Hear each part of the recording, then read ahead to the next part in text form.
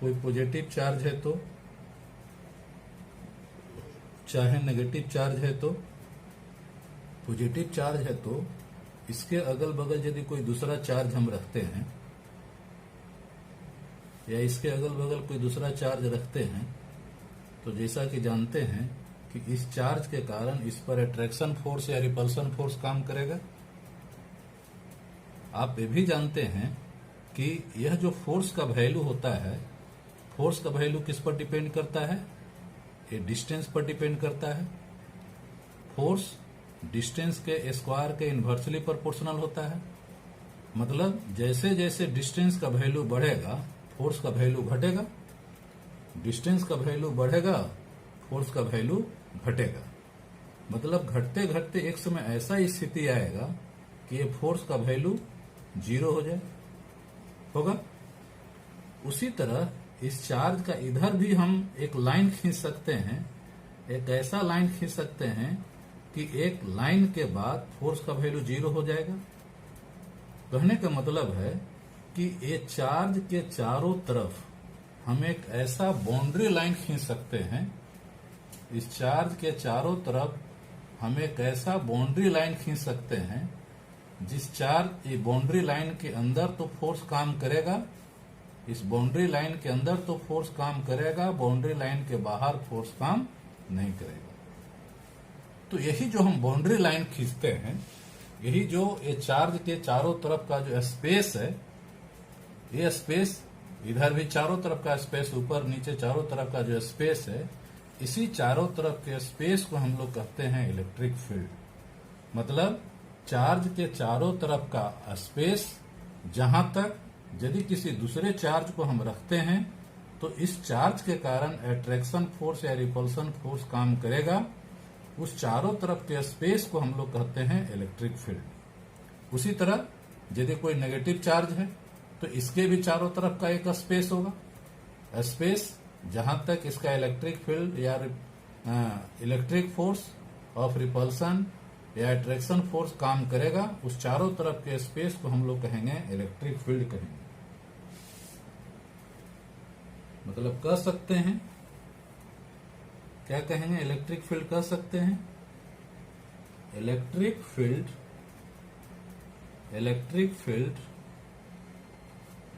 Due to a charge, electric field due to a charge क्या है? Is the space around the charge,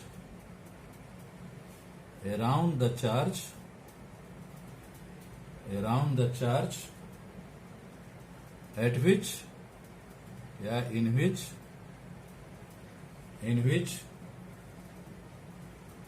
any other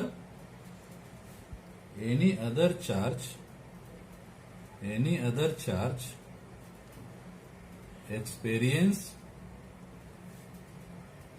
experiences an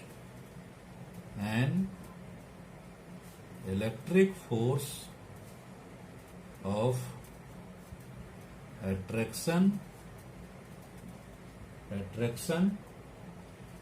or repulsion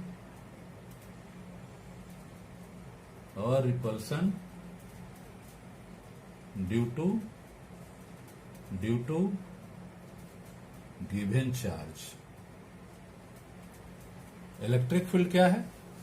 तो electric field due to a charge, किसी charge का electric field का मतलब होता है is a space around the charge के चारों तरफ का space in which any other charge, यदि कोई दूसरे चार्ज को हम रखें तो experience and electric force of attraction और repulsion due to a given charge. यह जो दिए हुए चार्ज है, इस चार्ज के कारण यह चार्ज पर अट्रैक्शन फोर्स या रिपल्सन फोर्स काम करे, तो इस चारों तरफ के स्पेस को हम लोग कहते हैं इलेक्ट्रिक फील्ड कहते हैं। अब जरा एक चीज, छोटा सा चीज जानिए। मान लीजिए पॉइंट चार्ज है, तो पॉइंट चार्ज है तो क्या आप बता सकते हैं कि इलेक्ट्रिक फील्ड कैसा होगा? और एक पॉइंट चार्ज के लिए कैसा होगा? For a point charge the electric field कैसा होगा, ये पॉइंट चार्ज है तो इसके चारों तरफ का स्पेस स्फेरिकल होगा, ऊपर नीचे सब क्या हो जाएगा, चारों तरफ का एक गोला बनेगा, बीच में सेंटर पर चार्ज है और चारों तरफ का स्पेस तो कैसा हो गया, एक स्फेरिकल हो गया। तो कह सकते हैं for a point charge the electrical field will be spherical in shape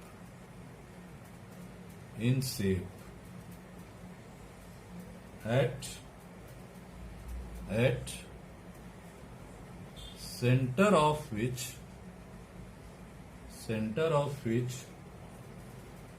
point charge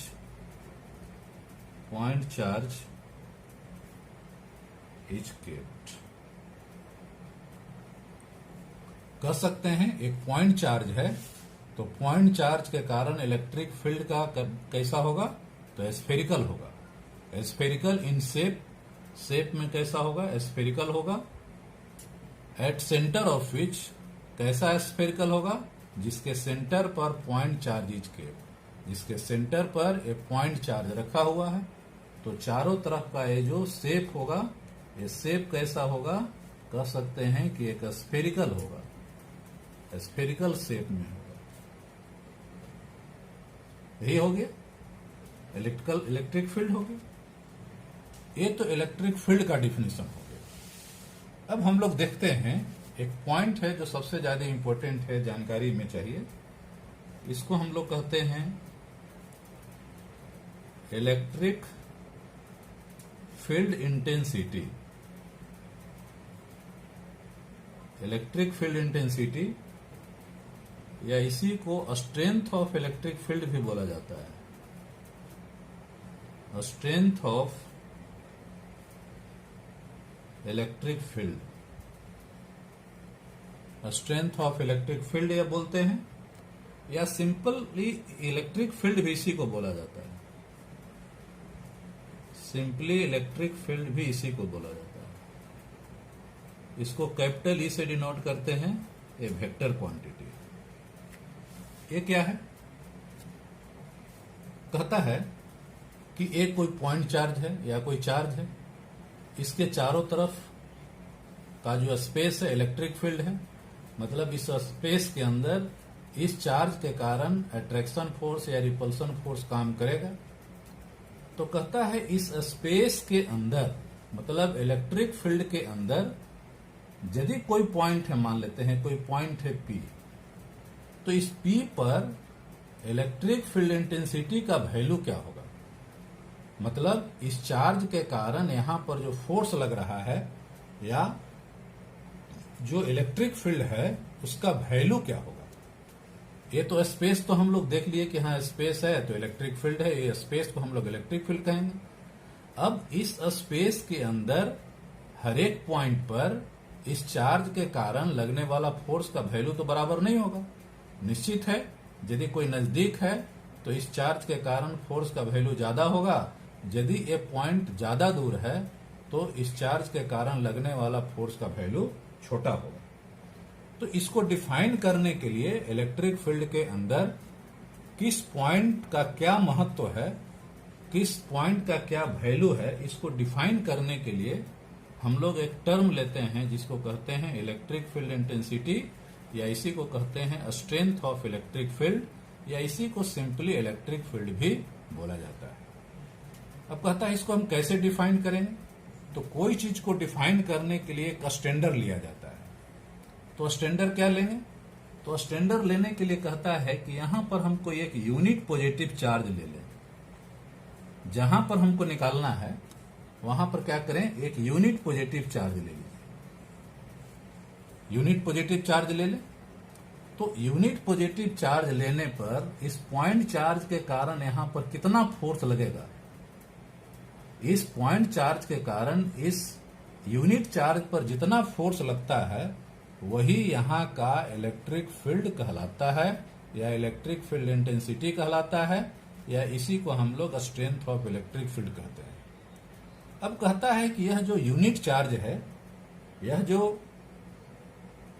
1 coulomb charge है, यह 1 कूलम चार्ज का वैल्यू इतना आसान नहीं है।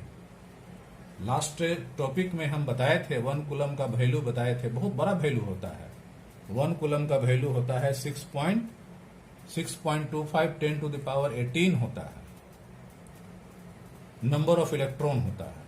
तो उतना नंबर ऑफ इलेक्ट्रॉन का चार्ज कोई कम तो नहीं है, तो इसका वैल्यू चूंकि बहुत ज्यादा है, इसलिए डिफिनीशन तो ये कहता है कि यूनिट चार्ज लेने पर जो फोर्स लगेगा उसको यहां पर का इलेक्ट्रिक फील्ड इंटेंसिटी कहेंगे।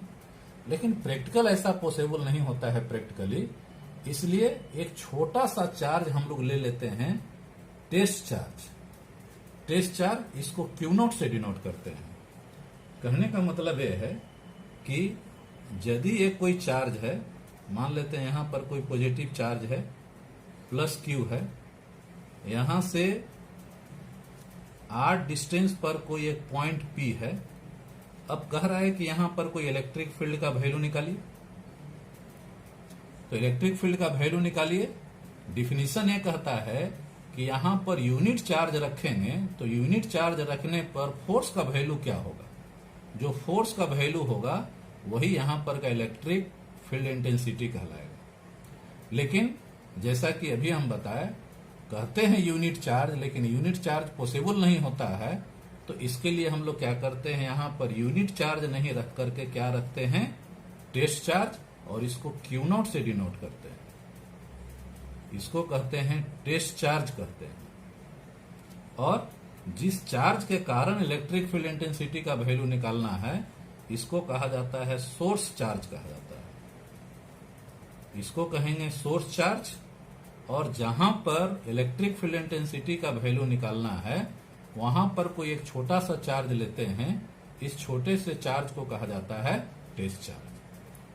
अब डिफिनीशन तो कहता है कि यहां पर यूनिट पॉजिटिव चार्ज रखना है, तो यूनिट पॉजिटिव चार्ज कैसे रखेंगे, तो कहता है कि यदि हम टेस्ट चार्ज रखें तो कितना फोर्स लगा, मान लेते हैं F। तो यूनिट चार्ज रखने पर कितना फोर्स लगेगा, F बाई टेस्ट चार्ज। तो यूनिट चार्ज रखने पर जो फोर्स लगेगा, इसी फोर्स को यहां पर का इलेक्ट्रिक फील्ड इंटेंसिटी कहते हैं। ठीक है, बात समझ गए। अब इसको हम लोग कैसे लिखेंगे, लिखने के लिए डिफिनीशन लिखिए जरा, इसको हम लोग डिफाइन कर दें पहले।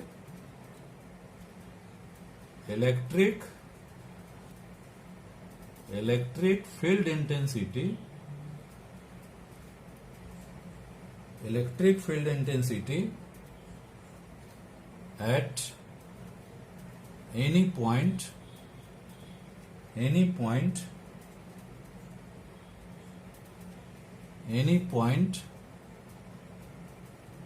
inside the electric field, inside the electric field is defined as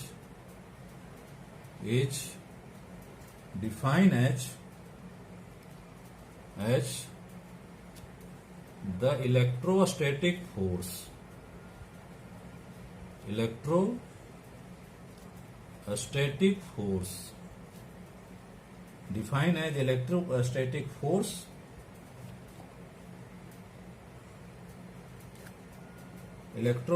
force acting,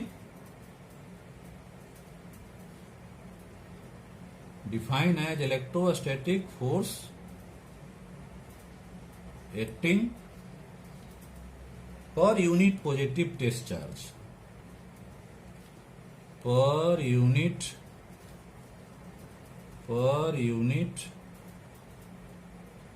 positive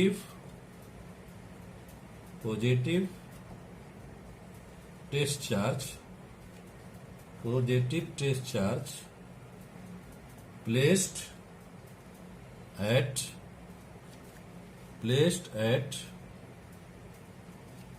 that point,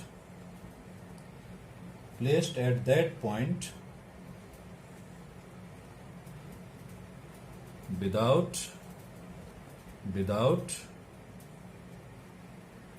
disturbing without disturbing the source charge.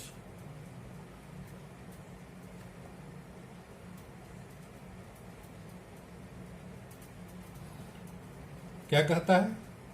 Electric field intensity किसको कहते हैं? तो कहता है electric field intensity at any point inside the electric field. सबसे पहली बात तो यह है कि इलेक्ट्रिक फील्ड इंटेंसिटी कहाँ निकालते हैं? तो इलेक्ट्रिक फील्ड के अंदर निकालते हैं। सबसे पहला कंडीशन तो ये हो गया कि जहां कहीं भी हमको इलेक्ट्रिक फील्ड इंटेंसिटी निकालना है तो पॉइंट कहाँ होना चाहिए? तो इलेक्ट्रिक फील्ड के अंदर होना चाहिए। Is defined as the electrostatic force. Force से डिफाइन करते हैं। कैसा फोर्स? एक्टिंग पर unit positive test charge. Test charge के बारे में हम बता दें। टेस्ट चार्ज का मतलब होता है कोई एक छोटा चार्ज, 1 कूलम से भी छोटा चार्ज, और नेचर में कैसा होना चाहिए? Positive. Test charge is always positive. Positive test charge placed at that point without disturbing the source charge. बिना सोर्स चार्ज को डिस्टर्ब किए हुए उस पॉइंट पर यदि हम कोई टेस्ट चार्ज रखते हैं तो यूनिट टेस्ट चार्ज पर जो फोर्स लगेगा, इस फोर्स को हम लोग कहेंगे इलेक्ट्रिक फील्ड इंटेंसिटी। और सबसे पहली बात तो electric field intensity. Electric field intensity कैसा है? वेक्टर क्वांटिटी है। क्योंकि फोर्स वेक्टर क्वांटिटी है तो इलेक्ट्रिक फील्ड इंटेंसिटी भी वेक्टर क्वांटिटी हो जाएगा। अब इसका वैल्यू क्या होगा? अभी हम बताएं इसका वैल्यू क्या होगा। इलेक्ट्रिक फील्ड इंटेंसिटी का वैल्यू क्या होगा, जरा देखें।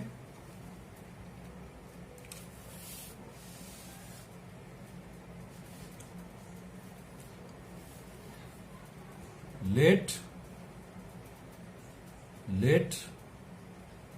ए सोर्स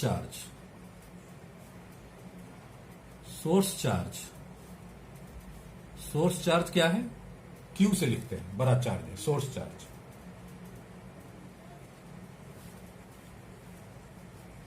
टेस्ट चार्ज या इसको पॉजिटिव टेस्ट चार्ज भी कहते हैं। Positive test charge q naught. Test charge को क्यू नॉट से डिनोट करते हैं। तो टेस्ट चार्ज पर फोर्स कितना लग रहा है? Force experienced at test charge. Test charge पर फोर्स कितना लग रहा है? एफ। ये फोर्स टेस्ट चार्ज पर जो लग रहा है किसके कारण लग रहा है? सोर्स चार्ज के कारण। तो टेस्ट चार्ज पर फोर्स लग रहा है एफ, तो इलेक्ट्रिक फील्ड इंटेंसिटी कितना हो जाएगा? इलेक्ट्रिक फील्ड इंटेंसिटी का वैल्यू हो जाएगा, अभी हम बताएं, जैसा कि डिफिनीशन कहता है कि यूनिट पॉजिटिव टेस्ट चार्ज पर जो फोर्स लगेगा उसको इलेक्ट्रिक फील्ड इंटेंसिटी कहते हैं। तो टेस्ट चार्ज पर फोर्स लग रहा है एफ, तो यूनिट पॉजिटिव चार्ज पर कितना फोर्स लगेगा? तो एफ बाई टेस्ट चार्ज। और ये चूंकि फोर्स वेक्टर क्वांटिटी है तो इलेक्ट्रिक फील्ड इंटेंसिटी भी वेक्टर क्वांटिटी हो जाएगा। It is a vector quantity, यह वेक्टर क्वांटिटी हो जाएगा। इलेक्ट्रिक फील्ड इंटेंसिटी क्या है? वेक्टर क्वांटिटी होता है। इसका डायरेक्शन क्या होगा? Q not. ये तो चार्ज है, टेस्ट चार्ज है, तो टेस्ट चार्ज तो स्केलर क्वांटिटी होता है। इसका मतलब हुआ कि इलेक्ट्रिक फील्ड इंटेंसिटी का डायरेक्शन वही होगा जो इलेक्ट्रिक फोर्स का डायरेक्शन होगा। It is a vector quantity. इसका डायरेक्शन क्या होता है? Its direction is given along the direction of force, direction of electrostatic force. Force का जो डायरेक्शन होगा वही डायरेक्शन इलेक्ट्रिक फील्ड इंटेंसिटी का भी डायरेक्शन होगा। मतलब कह सकते हैं if source charge is positive, source charge is positive, मान लेते हैं सोर्स चार्ज कैसा है, पॉजिटिव है, तो सोर्स चार्ज पॉजिटिव है, ए पॉजिटिव है, इस पॉइंट पर हम क्या रखे हैं, टेस्ट चार्ज। अब आप खुद बताइए, ये सोर्स चार्ज पॉजिटिव है, test charge is always positive, test charge तो हमेशा पॉजिटिव रहता है, इसका मतलब है फोर्स का डायरेक्शन किधर होगा, बाहर की ओर। जब फोर्स का डायरेक्शन बाहर की ओर होगा, इसका मतलब इलेक्ट्रिक फील्ड इंटेंसिटी का भी डायरेक्शन बाहर की ओर होगा। मतलब if source charge is positive then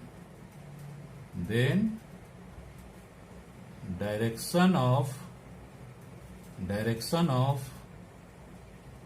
electric field is radially outward from source charge, source charge से बाहर की ओर होगा, दूर होगा। आउटवर्ड कहिए, अवे कहिए, सोर्स चार्ज यदि पॉजिटिव है तो इलेक्ट्रिक फील्ड का डायरेक्शन क्या होगा, बाहर की ओर होगा। If source charge is negative, यदि नेगेटिव हो तो क्या हो जाएगा, then direction of electric field, तो डायरेक्शन क्या होगा,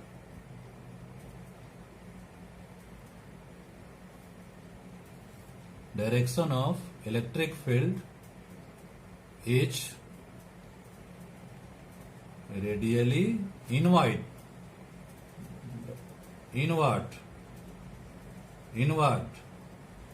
या टुवार्ड्स कर सकते हैं, टुवार्ड्स द सोर्स चार्ज,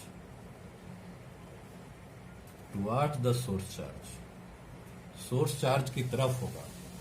मतलब यह जो सोर्स चार्ज है, यह सोर्स चार्ज पॉजिटिव लेते हैं तो इलेक्ट्रिक फील्ड इंटेंसिटी बाहर की ओर, और यही सोर्स चार्ज यदि आपको नेगेटिव लेते हैं, ये सोर्स चार्ज यदि नेगेटिव रहता है तो यहां पर यदि कोई पॉइंट है P, यहां पर टेस्ट चार्ज रखेंगे तो निश्चित है फोर्स लगेगा अंदर की ओर, क्योंकि ये पॉजिटिव है, ये नेगेटिव है, तो फोर्स लगेगा अंदर की ओर, तो इलेक्ट्रिक फील्ड भी अंदर की ओर होगा।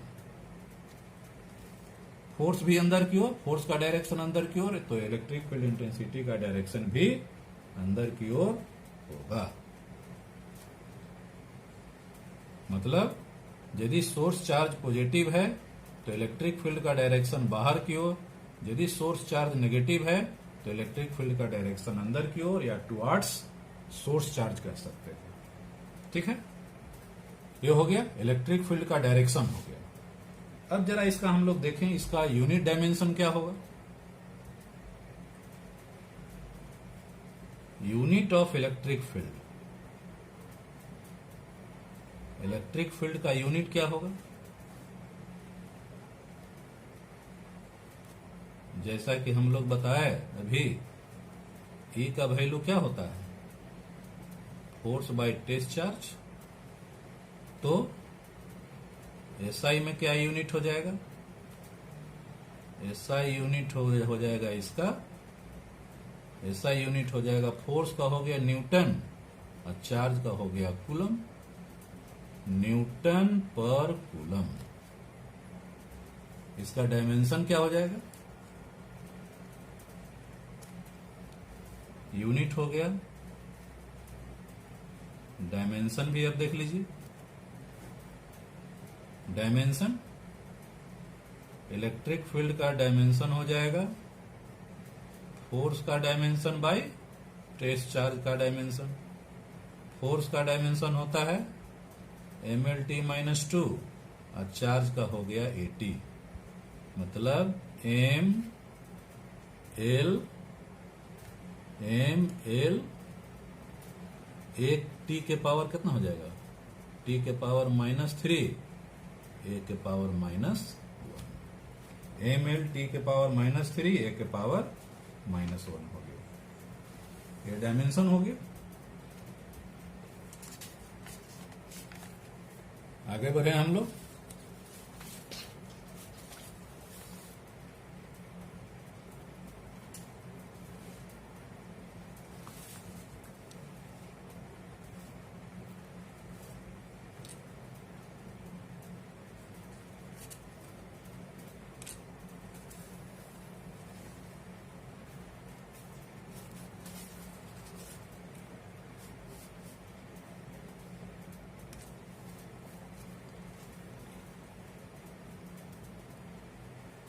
Force on charge.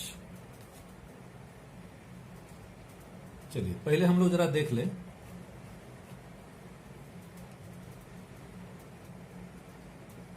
Types of electric field. Types of electric field,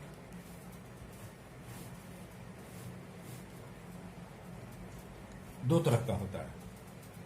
एक को कहते हैं यूनिफॉर्म इलेक्ट्रिक फील्ड, दूसरे को कहते हैं non uniform electric field.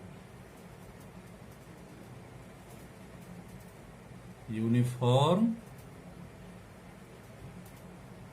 Electric field और दूसरे को कहेंगे non uniform electric field.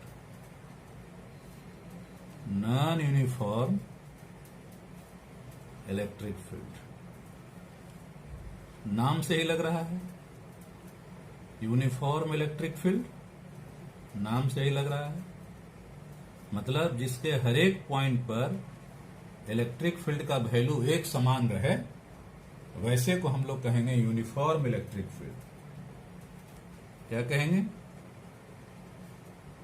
An electric field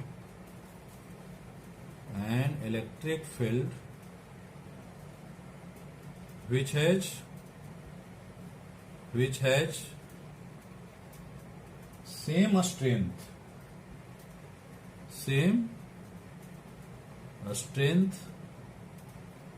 at every point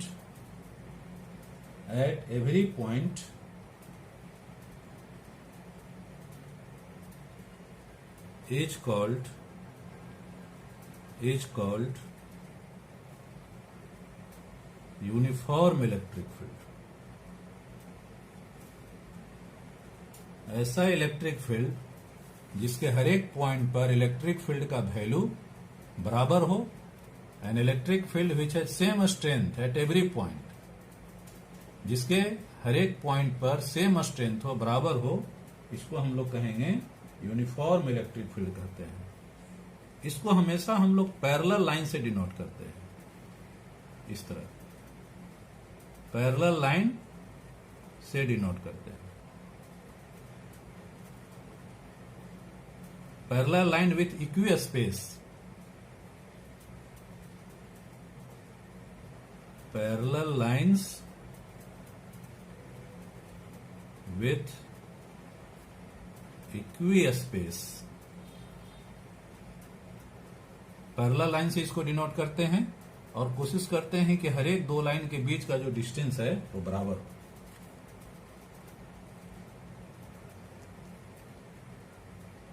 non uniform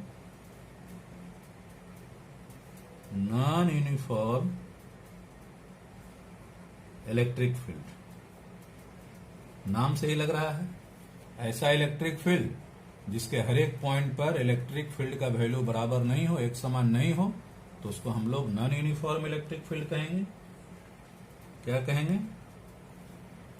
an electric field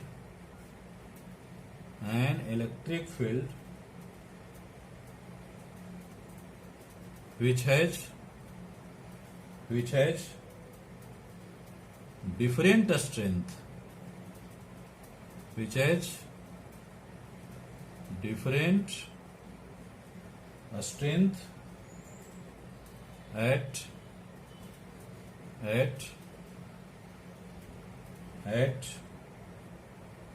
different points is called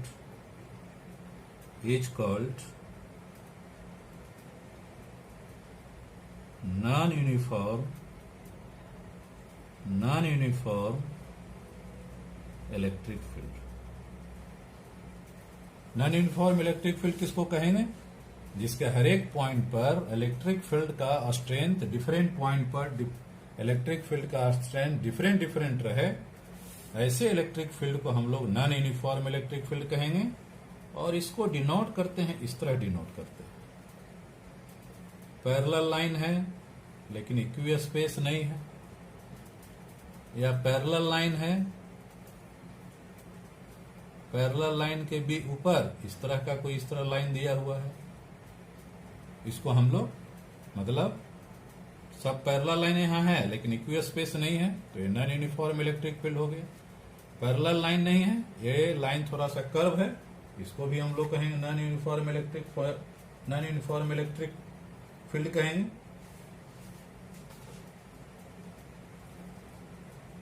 अब जानिए थोड़ा सा इसमें कि यदि हम कोई इलेक्ट्रिक फील्ड में किसी चार्ज को रखेंगे तो कितना फोर्स लगेगा। तो देखिए यहां दो तरह का इलेक्ट्रिक फील्ड है, non uniform electric field, uniform electric field. Non uniform तो नॉन यूनिफॉर्म है, इसका क्या यूज है भाई? जब यूनिफॉर्म है ही नहीं तो इसको आगे क्या देखना है? आगे हम लोग जब कभी भी देखेंगे तो यूनिफॉर्म इलेक्ट्रिक फील्ड के बारे में ही देखेंगे। मतलब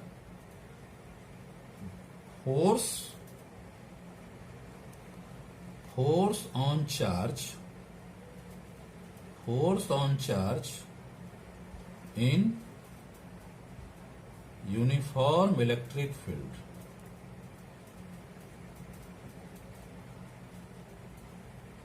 कोई यूनिफॉर्म इलेक्ट्रिक फील्ड दिया हुआ है तो इस पर फोर्स कितना लगेगा। अभी हम लोग देखें कि यदि कोई सोर्स चार्ज है, यदि कोई पॉइंट चार्ज है, तो उसके कारण किसी पॉइंट पर इलेक्ट्रिक फील्ड निकाला जा सकता है। उसी तरह यदि किसी पॉइंट पर इलेक्ट्रिक फील्ड दिया हुआ है और उस पॉइंट पर यदि हम कोई चार्ज रखें तो वहां पर का उस चार्ज पर इलेक्ट्रिक फील्ड के कारण कितना फोर्स लगेगा, ये फोर्स का वैल्यू भी हम लोग निकाला जा सकता है। देखिए यही मान लेते हैं इलेक्ट्रिक फील्ड है,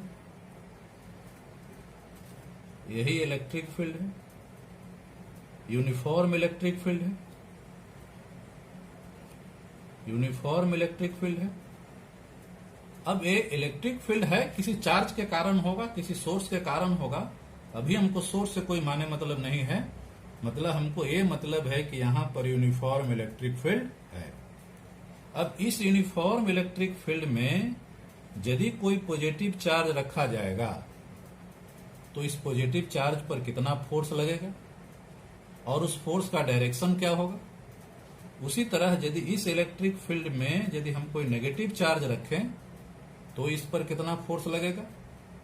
तो कहता है कि अभी हम लोग देखे थे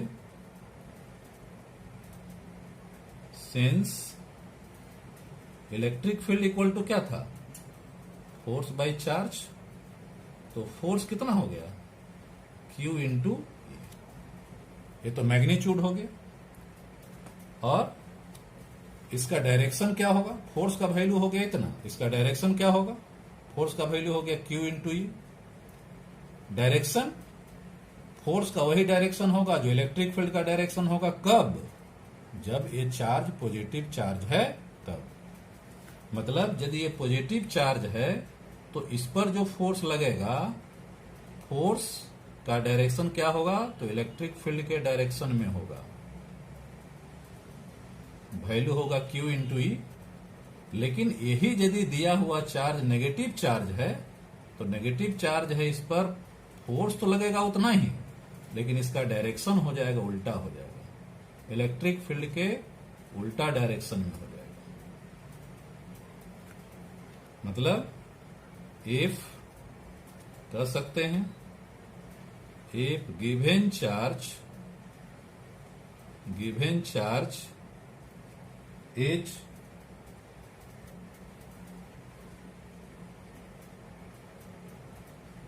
given charge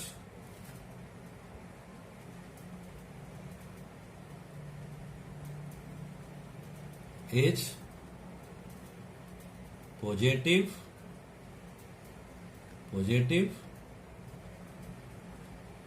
then force experienced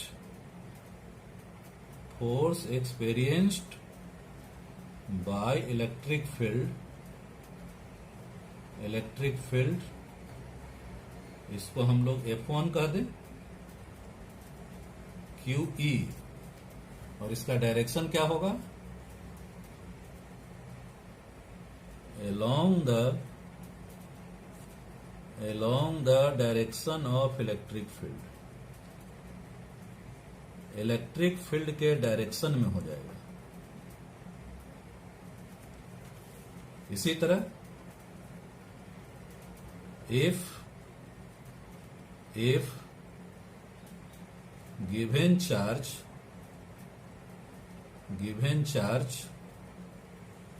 is negative, यदि दिया हुआ चार्ज नेगेटिव है तो क्या हो जाएगा? गिवन चार्ज इज नेगेटिव, तब क्या होगा? तब कहता है then force experienced by electric field,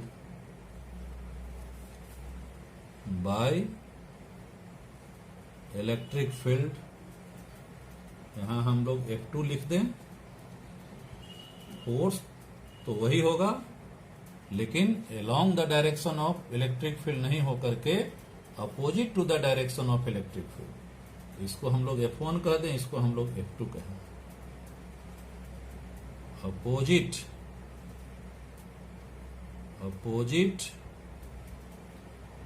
opposite to the direction of electric field. Electric field के डायरेक्शन के उल्टा डायरेक्शन में होगा, opposite to the direction of electric field. तो ये हो गया, आप जान गए इलेक्ट्रिक फील्ड कहते किसको हैं, इलेक्ट्रिक फील्ड होता क्या है, इलेक्ट्रिक फील्ड का वैल्यू क्या होता है। इलेक्ट्रिक फील्ड वेक्टर क्वांटिटी है, उसका यूनिट क्या होता है, उसका डायरेक्शन क्या होता है, इलेक्ट्रिक फील्ड कितने तरह का होता है, इलेक्ट्रिक फील्ड कितने तरह का होता है, uniform electric field, non uniform electric field. और फिर हम लोग देख लिए कि यदि कोई इलेक्ट्रिक फील्ड में हम यदि कोई चार्ज को रखते हैं तो उस चार्ज पर इलेक्ट्रिक फील्ड के कारण फोर्स का वैल्यू लगता है। तो ये तो हो गया। अब नेक्स्ट टाइम हम लोग देखेंगे कि ये तो अभी हम लोग जनरल देखें, ये तो हम लोग देख लिए कि इलेक्ट्रिक फील्ड का वैल्यू किस पर डिपेंड करता है। तो कहता है कि इलेक्ट्रिक फील्ड का वैल्यू डिपेंड करेगा तो सोर्स चार्ज पर डिपेंड करेगा। सोर्स चार्ज कैसा है, सोर्स चार्ज पर डिपेंड करता है, ये इस पर डिपेंड नहीं करता है, टेस्ट चार्ज पर नहीं डिपेंड कर करके सोर्स चार्ज पर डिपेंड करता है। अब सोर्स चार्ज पर डिपेंड करता है मतलब हो गया पॉइंट चार्ज है तो इलेक्ट्रिक फील्ड का वैल्यू क्या होगा, डाइपोल है, दो चार्ज है तब इलेक्ट्रिक फील्ड का वैल्यू क्या होगा, बहुत सारा चार्ज है तो इलेक्ट्रिक फील्ड का वैल्यू क्या होगा, या डिफरेंट टाइप का charge, linear charge, spherical, superficial charge, volumetric charge, spherical charge, बहुत तरह, सिलिंड्रिकल चार्ज, जितने चार तरह का चार्ज होगा उतने तरह का इलेक्ट्रिक फील्ड होगा। इलेक्ट्रिक फील्ड का वैल्यू सोर्स चार्ज पर डिपेंड करता है। तो नेक्स्ट टाइम हम लोग बारी बारी से देखेंगे कि इलेक्ट्रिक फील्ड का वैल्यू क्या होता है, उसका वैल्यू क्या होता है, उसका मैग्नीट्यूड क्या होता है, उसका डायरेक्शन क्या होता है। पहले हम लोग देखेंगे पॉइंट चार्ज के कारण क्या होता है, फिर देखेंगे ग्रुप ऑफ चार्ज के कारण, बहुत सारा चार्ज रहेगा तब क्या होगा, चार्ज डिस्ट्रीब्यूशन है, लीनियर चार्ज है, सुपरफिशियल चार्ज, वॉल्यूमेट्रिक चार्ज है, तो क्या होगा, डिफरेंट डिफरेंट टाइप के चार्ज के कारण हम लोग देखें। ठीक है, थैंक यू।